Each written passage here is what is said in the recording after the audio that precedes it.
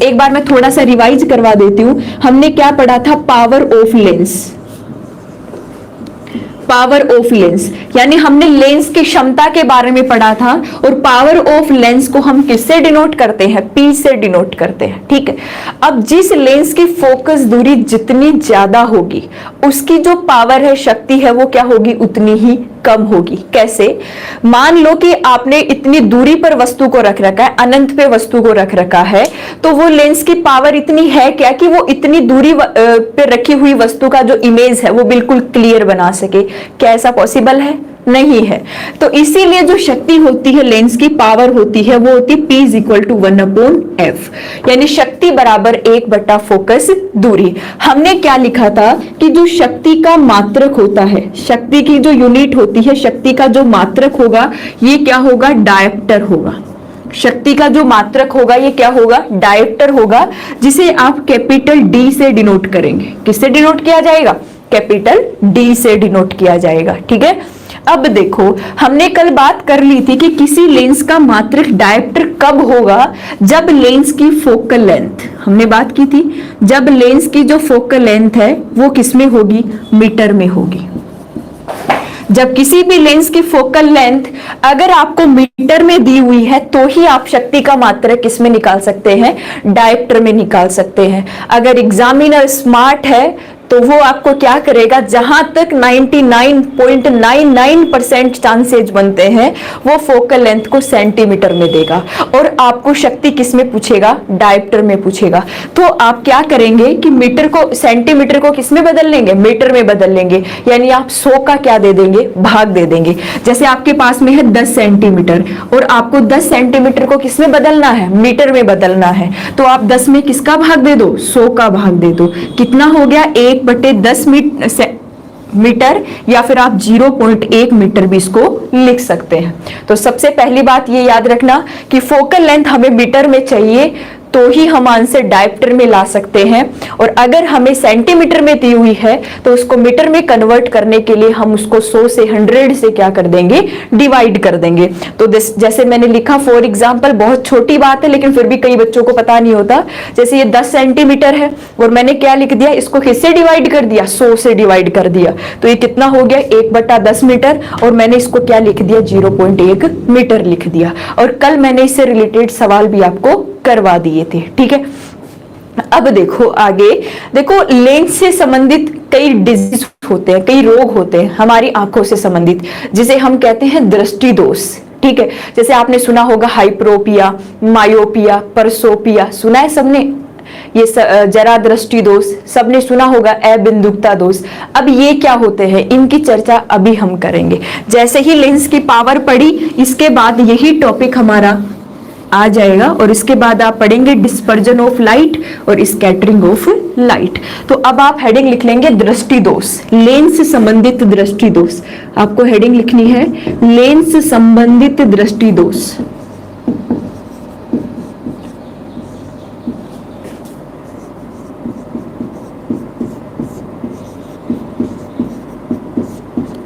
आपको हेडिंग लिखनी है लेंस से संबंधित दृष्टि दोष। लेंस से रिलेटेड जितने भी डिजीज हैं जो हमारी आंखों में हो जाते हैं उनकी बात हम करेंगे। ठीक है, ज्यादा हार्ड नहीं है बट समझना थोड़ा सा मुश्किल पड़ सकता है। सबसे पहला जो दोष है, रोग है, इसको कहा जाता है दूरदृष्टि दोष। सबने सुना भी है, क्या कहेंगे हम? दूरदृष्टि दोष, या फिर आपको टेक्निकल लैंग्वेज में, साइंस की लैंग्वेज में हाइपरोपिया लिखा हुआ मिलेगा। हाइपरोपिया, ठीक है, हाइपरोपिया आपको लिखा हुआ मिलेगा, या फिर आप उसे क्या कहेंगे हिंदी में? दूरदृष्टि दोष कहेंगे। एक बात ध्यान से सुन लेना, ये जो दोष होते हैं, डिजीज होते हैं, ये अपने नाम के अपोजिट होते हैं। मीन्स क्या है? देखो, दूरदृष्टि दोष यानी कि अगर हम सिंपल वे में देखें तो हमें यह लगना चाहिए कि दूर की वस्तु जब दिखाई नहीं देती तो उसे दूरदृष्टि दोष कहते हैं। लेकिन एक बात ध्यान से सुन लो, ये जो दोष होते हैं, डिजीज होते हैं, ये अपने नाम के क्या होते हैं? अपोजिट होते हैं। मीन्स अगर कोई वस्तु अगर किसी व्यक्ति को दूरदृष्टि दोष है तो उस व्यक्ति को दूर की वस्तु तो क्लियर दिखाई देती है।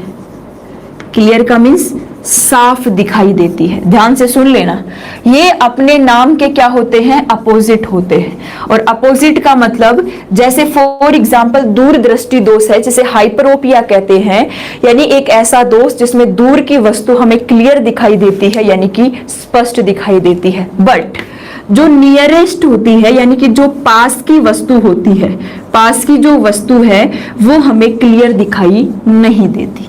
पास की वस्तु क्लियर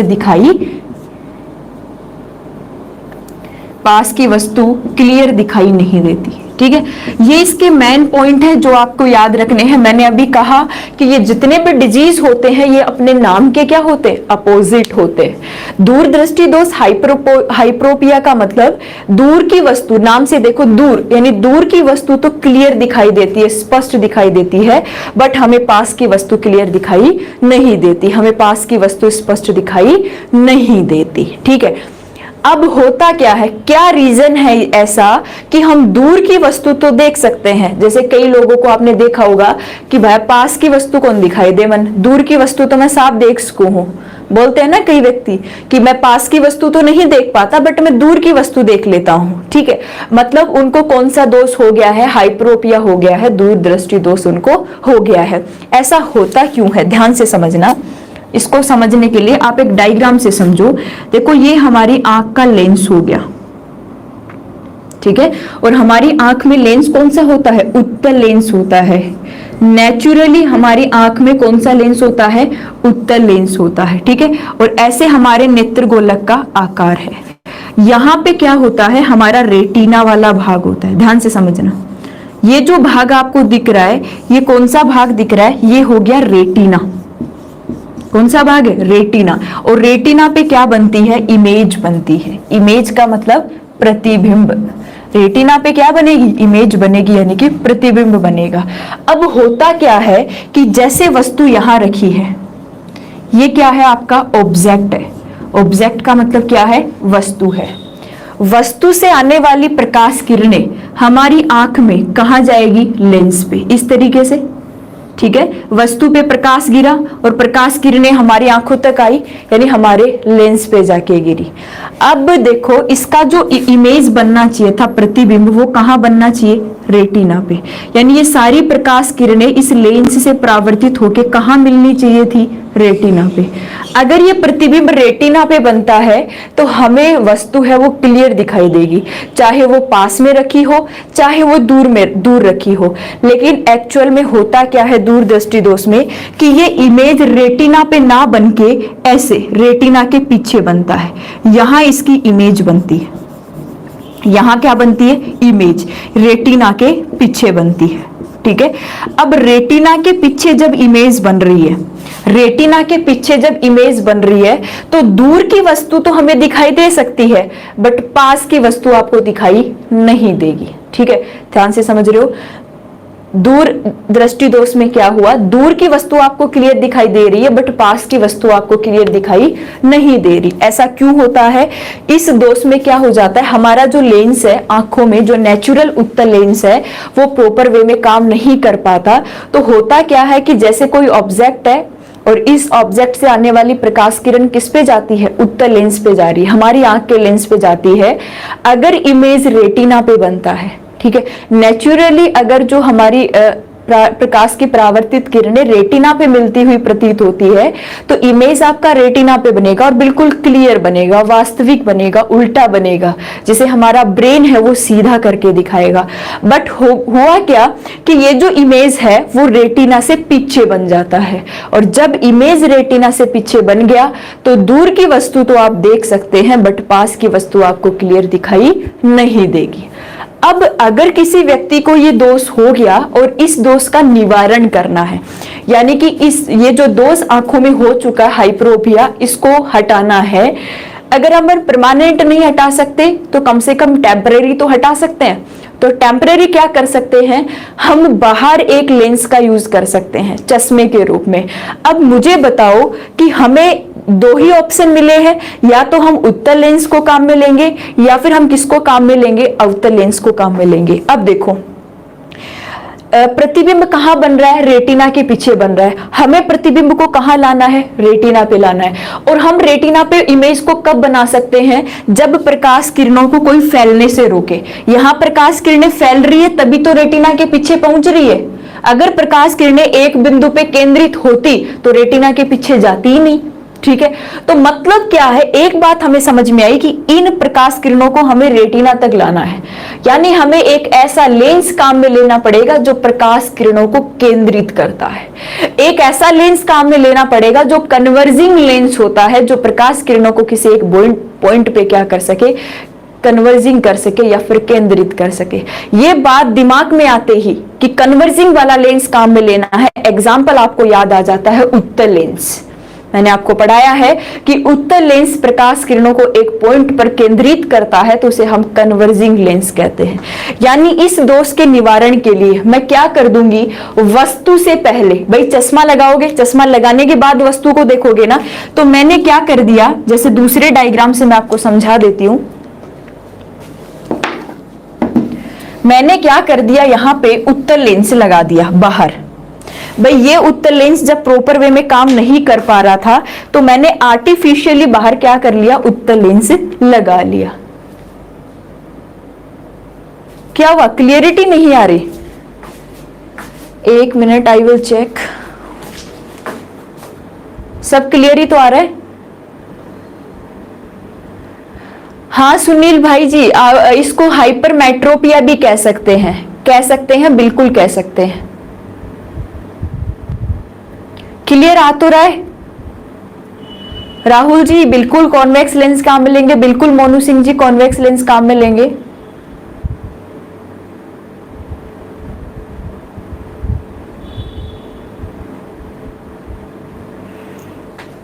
हाँ, हमारी जो निकट दृष्टि होती है ये कितनी होती है, 25 सेंटीमीटर होती है। सही है, जो निकट दृष्टि होती है वो कितनी होती है, 25 सेंटीमीटर होती है। तो पास की वस्तु को हम क्लियर नहीं देख सकते। अब इस दोष के निवारण के लिए क्या होगा कि ये जैसे हमारी नेचुरल आंख का उत्तल लेंस है, ठीक है, और ये कौन सा भाग हो गया इसका, जैसे बेसिकली आपको समझना है रेटिना वाला भाग हो गया। ठीक है, अब क्या होगा, अगर आप बाहर यहाँ पे एक उत्तल लेंस और लगा देंगे, ये क्या लगा दिया हमने, उत्तल लेंस लगा दिया, ठीक है, वस्तु से पहले। अब यहां वस्तु रखी हुई है, अब वस्तु से आने वाली प्रकाश किरणें पहले किस पे जाएगी, इस आर्टिफिशियल उत्तल लेंस पे जाएगी, और ये उत्तल लेंस इनको क्या करने की कोशिश करेगा, एक बिंदु पे केंद्रित करेगा, और ये प्रकाश किरणें फिर कहां जाके मिलेगी, रेटिना पे और प्रतिबिंब कहां बन जाएगा, रेटिना पे बन जाएगा।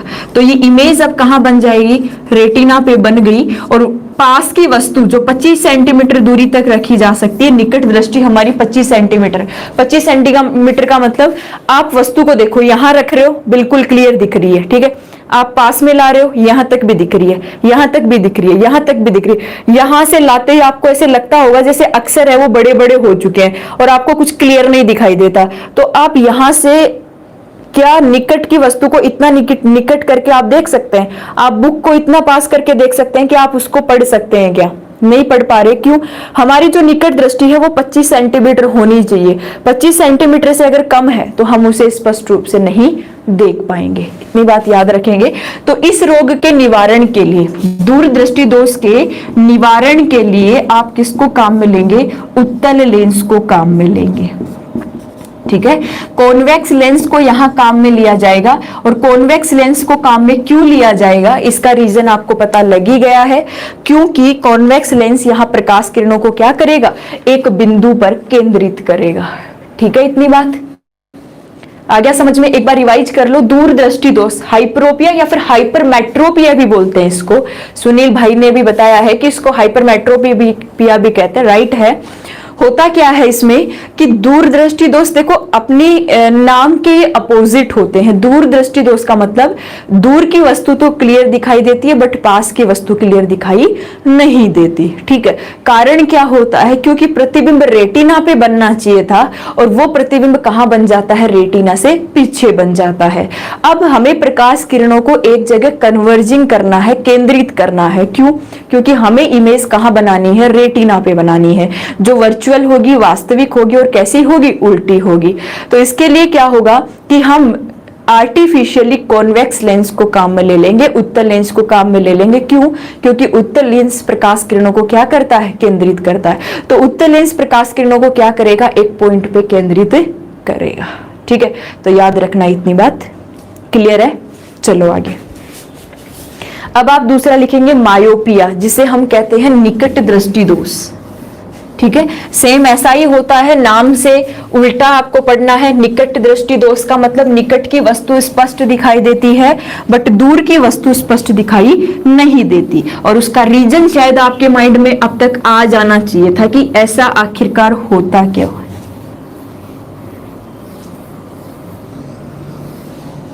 चलो सेकंड हेडिंग आप नोट्स बनाते जाना। सेकंड हेडिंग आप लिखेंगे निकट दृष्टि दोष।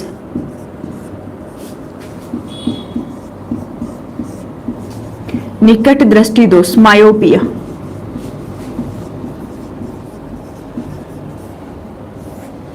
निकट दृष्टि दोष, मायोपिया। आप लिख लेंगे यहां पे, निकट की वस्तु, निकट की वस्तु साफ दिखाई देती है और दूर की वस्तु लेकिन दूर की वस्तु साफ या क्लियर दिखाई नहीं देती।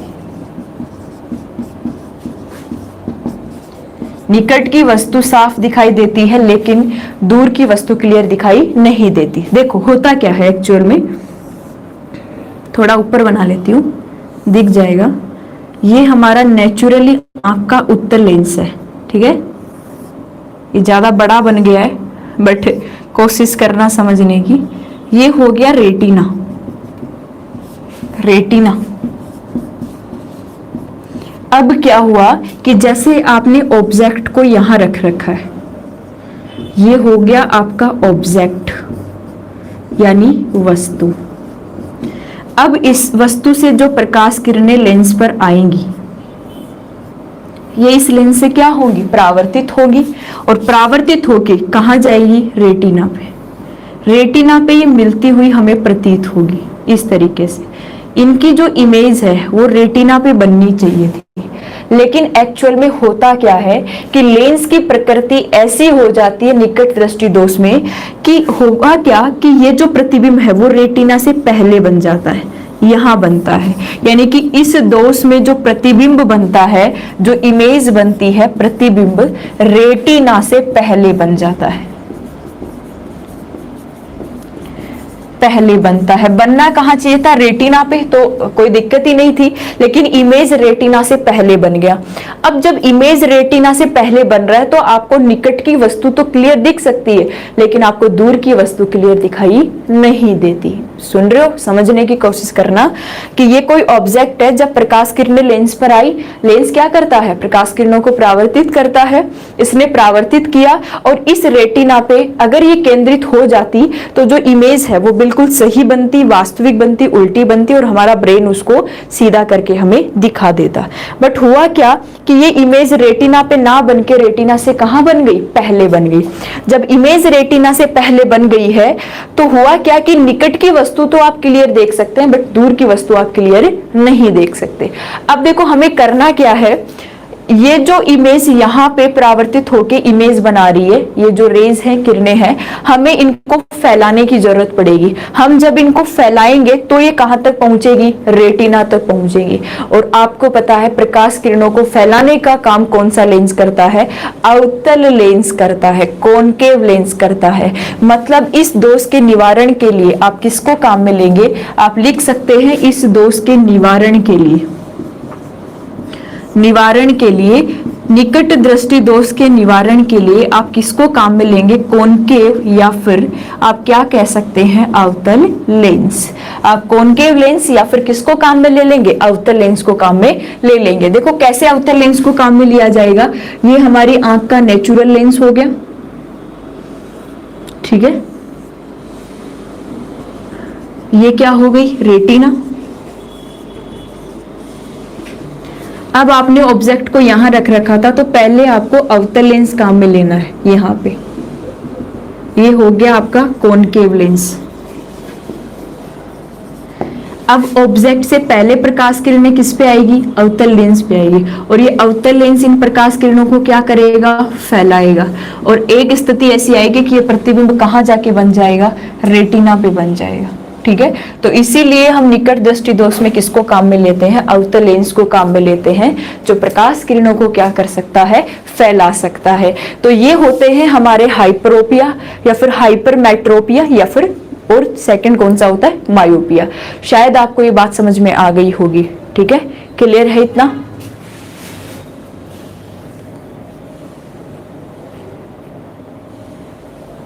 क्लियर है? चलो आगे।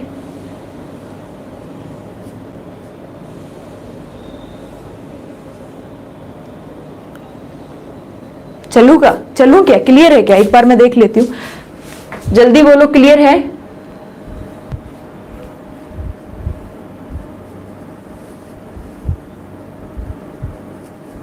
क्लियर है? मोनू सिंह, राहुल, क्लियर है?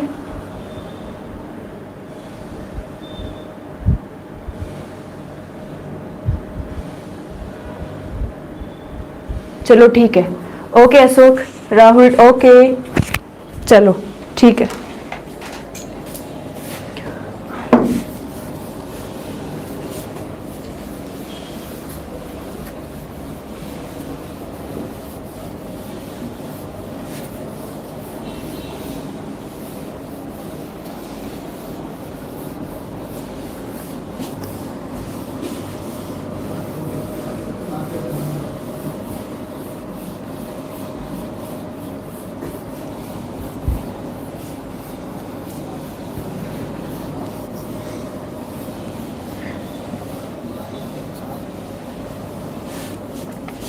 अब आप हेडिंग लिखेंगे परसोपिया, जिसे आप क्या कह सकते हैं? जरा दृष्टि दोष भी कह सकते हैं। तो थर्ड हेडिंग आपको लिखनी है प्रेसोपिया या फिर जरा दृष्टि दोष।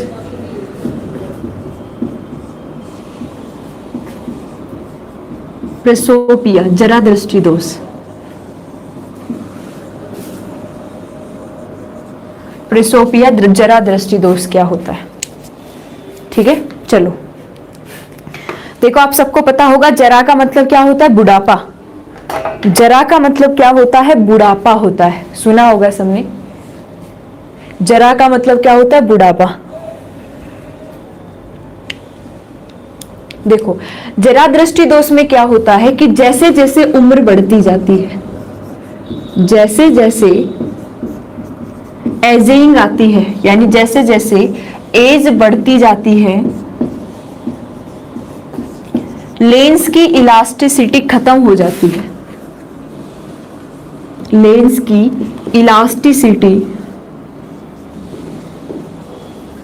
इलास्टिसिटी खत्म हो जाती है या फिर कम हो जाती है।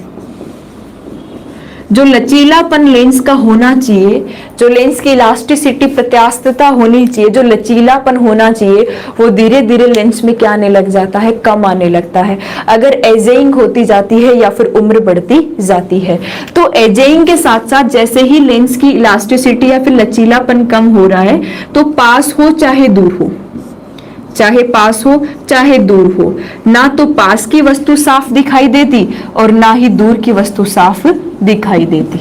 ठीक है, तो आप क्या लिखेंगे कि पास और दूर दोनों की वस्तु साफ नहीं दिखाई देती, क्योंकि लेंस की इलास्टिसिटी खत्म हो चुकी है। ना तो प्रतिबिंब रेटिना पे बन रहा है, कभी रेटिना से पीछे बन रहा है तो कभी रेटिना से पहले बन रहा है, क्योंकि इलास्टिसिटी, लचीलापन ही खत्म हो गया है, तो प्रकाश किरणों को ये परावर्तित सही से नहीं कर पाता। तो जैसे ही जरा दृष्टि दोष आता है, प्रेसोपिया आता है, व्यक्ति क्या करता है? ना तो पास की वस्तु को क्लियर देख सकता और ना ही दूर की वस्तु को क्लियर देख सकता। अब इस रोग के निवारण के लिए हमें क्या करना पड़ेगा? इस रोग के निवारण के लिए हमें क्या करना पड़ेगा? तो आप सिंपल सी बात है, आप क्या कह देंगे कि मैम हम बाईफोकल लेंस काम में ले सकते हैं, हम बाईफोकल लेंस काम में ले सकते हैं। ठीक है, यानी कि आप उभय उत्तल लेंस बोल सकते हैं। ठीक है, या फिर उत्तल अवतल लेंस बोल सकते हैं। बाईफोकल लेंस का मतलब द्विफोक्सी लेंस, आप इसको हिंदी में लिख सकते हैं कि हम द्विफोक्सी लेंस को काम में ले लेंगे। इसका मतलब क्या है कि आप दोनों लेंस काम में लोगे, उत्तल भी काम में लोगे और आप अवतल भी काम में लोगे, ठीक है, उत्तल भी काम में लोगे और अवतल भी काम में लोगे।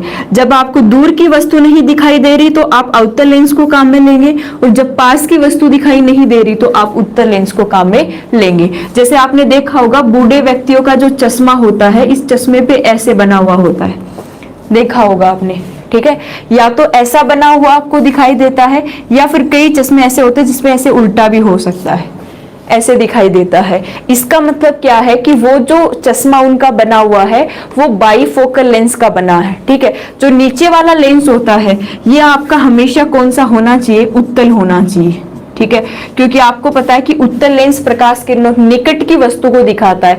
तो आप पास की वस्तु को देखोगे तो आप चश्मे के ऊपर वाले भाग से थोड़ी देखते हो, भाई मैंने कहा कि नीचे वाला कौन सा लेंस होता है, उत्तल, और चश्मे में ऊपर वाला लेंस कौन सा होता है, अवतल। अब ये तो बेसिक सी बात है, जैसे आपने चश्मा काम में ले रखा है, आपने चश्मा लगा रखा है, ठीक है। अब हुआ क्या कि लेंस है वो बाईफोकल लेंस है, दादाजी का लगा लिया चेक करने के लिए।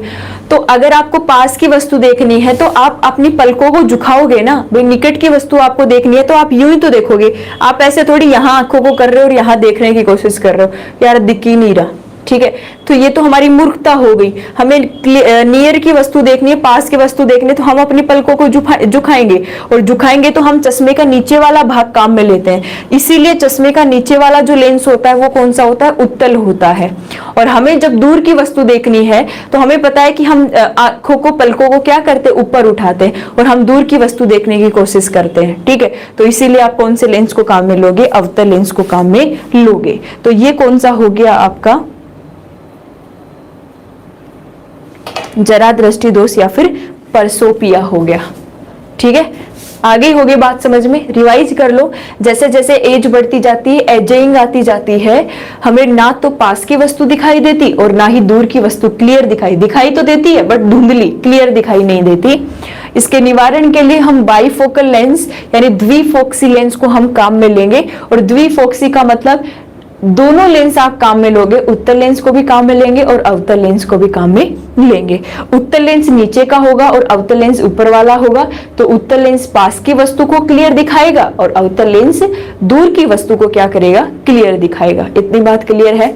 चलो अब आप हेडिंग लिखो, अबिंदुकता दोष,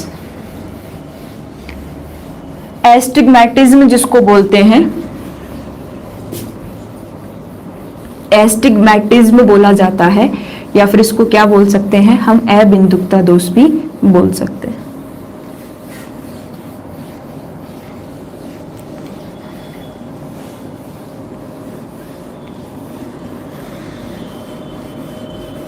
परसोपिया हमारा हो चुका है, हाइपरोपिया हमने पढ़ लिया है, मायोपिया हमने पढ़ लिया है, ठीक है।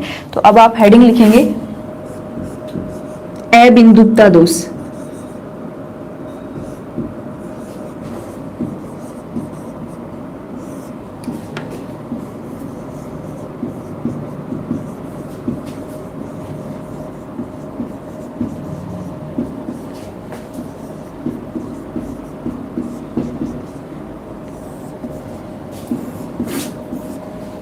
एस्टिग्मैटिज्म, अबिंदुकता दोष की हम बात करेंगे, ठीक है। अब देखो अबिंदुकता दोष क्या होता है। अबिंदुकता दोष में क्या हो गया, क्या प्रॉब्लम आ रही है, 1 मिनट में चेक कर लेती हूँ।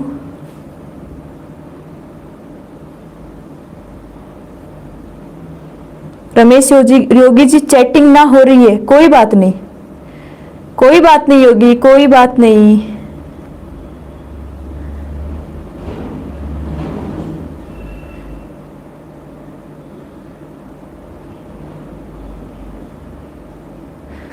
जिसकी चैट नहीं आ रही कोई बात नहीं, कोई दिक्कत नहीं है, चलता है, कभी ऐसी प्रॉब्लम हो सकती है, हो जाएगी शुरू।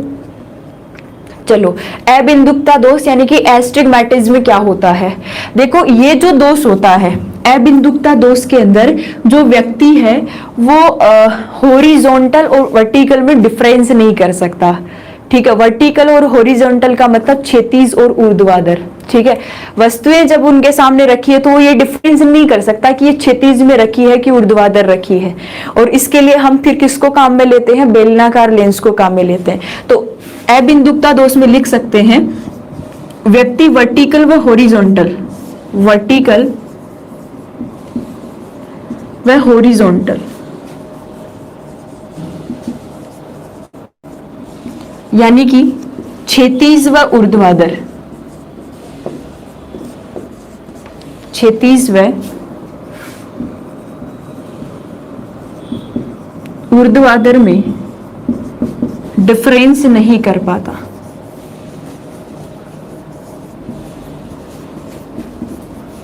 डिफरेंस नहीं कर पाता। और इसके निवारण के लिए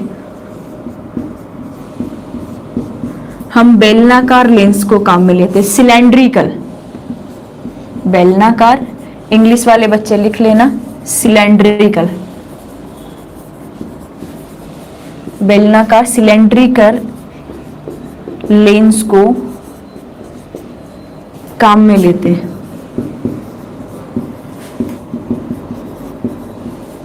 हम इसके निवारण के लिए बेलनाकार यानी कि सिलेंड्रिकल लेंस को क्या करते हैं, काम में लेते हैं, ताकि वो वर्टिकल और जो हॉरिजॉन्टल है उसमें डिफरेंस को क्या कर सके, उत्पन्न कर सके। ठीक है, तो आप याद रख लेना एस्टिग्मेटिज्म क्या होता है, अबिंदुकता दोष क्या होता है, जिसमें व्यक्ति वर्टिकल और हॉरिजॉन्टल यानी कि क्षैतिज और ऊर्ध्वाधर में डिफरेंस नहीं कर सकता। और हम इसके निवारण के लिए सिलेंड्रिकल या फिर बेलनाकार लेंस को क्या करते हैं, काम में लेते हैं। ये सारे हो गए हैं आपके दृष्टि दोष। अब आप हेडिंग लिखेंगे इस डिस्पर्जन ऑफ लाइट, प्रकाश का वर्ण विक्षेपण।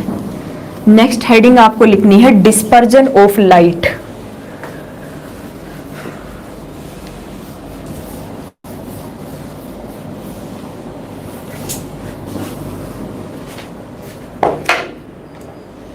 चलो हेडिंग लिखो डिस्पर्जन ऑफ लाइट।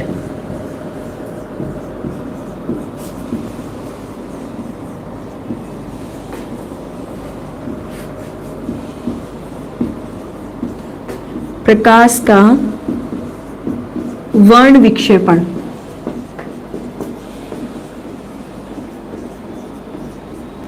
प्रकाश का वर्ण विक्षेपण, डिस्पर्जन ऑफ लाइट। प्रकाश का वर्ण विक्षेपण क्या होता है, देखो जैसे एक कांच की प्रिज्म है, ये आपके पास में क्या है, सबने नाम सुना होगा कांच की प्रिज्म का। ये आपके सामने एक प्रिज्म है, कांच की प्रिज्म है, और सबने नोटिस भी किया होगा कि जैसे ही ये आपके सामने जो प्रकाश होगा, जो लाइट होगी, ये प्रकाश कैसा होगा, श्वेत प्रकाश, व्हाइट लाइट।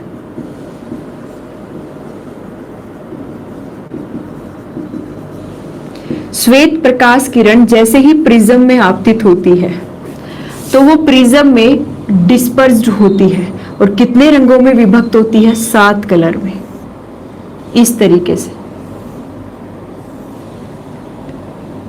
VIBGYOR। इस तरीके से ये 7 कलर के अंदर क्या हो जाती है, डिस्पर्स्ड हो जाती है या फिर विक्षेपित हो जाती है। तो यहाँ डिस्पर्जन ऑफ लाइट का मतलब क्या है कि जैसे ही श्वेत प्रकाश किरण किसी कांच की प्रिज्म से होके गुजरती है तो वो अपने 7 रंगों में क्या हो जाती है, विभक्त हो जाती है। और यहाँ सबसे ज्यादा जो डिस्पर्जन होता है वो किसका होता है, वोयलेट का होता है। वोयलेट का मतलब बैंगनी कलर, वोयलेट का मतलब बैंगनी कलर। यहाँ आप लिख सकते हैं सबसे ज्यादा डिस्पर्जन, सबसे ज्यादा विक्षेपण या फिर सबसे ज्यादा जो डिस्पर्जन होता है वो किस कलर का होता है, बैंगनी कलर का होता है। क्योंकि इसकी तरंग दैर्घ्य, इसकी वेवलेंथ, क्योंकि इसकी वेवलेंथ यानी तरंग दैर्घ्य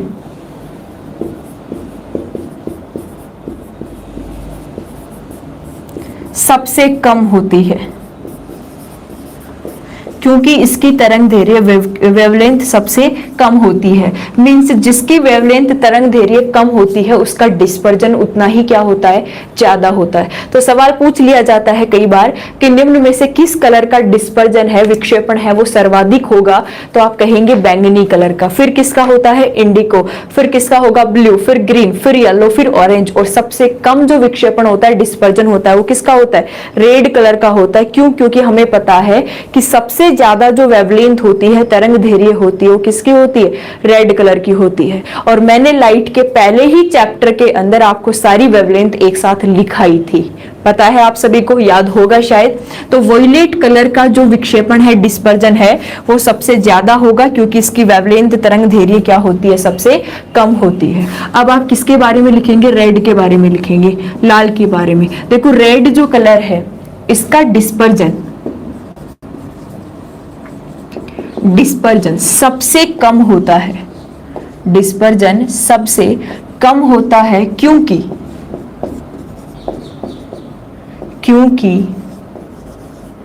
इसकी वेवलेंथ, लिख लो, नोट्स बना रहे हो तो नोट्स अच्छे लगेंगे, थोड़े सारी चीजें लिखी हुई होगी तो रिवाइज करने में प्रॉब्लम नहीं आएगी, क्योंकि इसकी वेवलेंथ सर्वाधिक होती है, क्योंकि इसकी वेवलेंथ तरंग दैर्घ्य सर्वाधिक होती है, तो इसका डिस्पर्जन क्या होगा, सबसे कम होगा। क्लियर है इतनी बात? बताओ समझ में आया? आज के लिए हम इतना ही रखेंगे। एक बार दोबारा देखो, डिस्पर्जन ऑफ लाइट, प्रकाश का वर्ण विक्षेपण क्या होता है। वर्ण का मतलब रंग में विक्षेपित होना। श्वेत प्रकाश जब अपने 7 रंगों के अंदर डिस्पर्स्ड हो जाता है, that is called dispersion of light. Means जब एक श्वेत प्रकाश की किरण किसी प्रिज्म पे आपतित हो रही है, तो वो आपतित होने के बाद 7 रंगों में विभक्त हो रही है। वो 7 रंग कौन से हो गए, वॉयलेट, इंडिको, ब्लू, ग्रीन, येलो, ऑरेंज और रेड। मैंने एक बात बता दी थी आपको पहली क्लास में कि ब्लैक और व्हाइट कोई कलर नहीं होता, ब्लैक कोई कलर नहीं होता। ब्लैक तो क्या होती है, एब्सेंस ऑफ कलर। जब कलर की अनुपस्थिति हो जाती है, एब्सेंस ऑफ कलर होता है, उसे आप क्या कह सकते हैं, ब्लैक कह सकते हैं। ठीक है, तो सबसे ज्यादा देखो हमने लिखा कि जो बैंगनी कलर है इसकी वेवलेंथ, ये भी मैंने आपको लाइट की पहली क्लास में लिखवा दी थी कि बैंगनी की वेवलेंथ कितनी होती है। तो सबसे कम जो वेवलेंथ होती है वो किसकी होती है, वॉयलेट की होती है। तो जब वेवलेंथ कम है तो इसका जो डिस्पर्जन है वो क्या होता है, सर्वाधिक होता है। ठीक है, गॉट इट, ओके। दूसरा कौन सा है आपका, रेड कलर। देखो रेड कलर का जो डिस्पर्जन है वो सबसे कम होता है, विक्षेपण सबसे कम होता है। क्यों? क्योंकि इसकी वेवलेंथ सर्वाधिक होती है। इसीलिए आपने देखा होगा कि जो खतरे के निशान है वो हमेशा रेड कलर के बनाए जाते हैं। क्यों? जब हम दूर से देखते हैं तो भी हमें दिखाई दे देते हैं, क्योंकि ये विक्षेपित तो होता नहीं है, बिखरता तो है नहीं रेड कलर। जब रेड कलर बिखरता नहीं है तो हमें दूर से ही रेड कलर क्या हो जाता है, दिखाई देता है। तो खतरे के निशान हमेशा किस कलर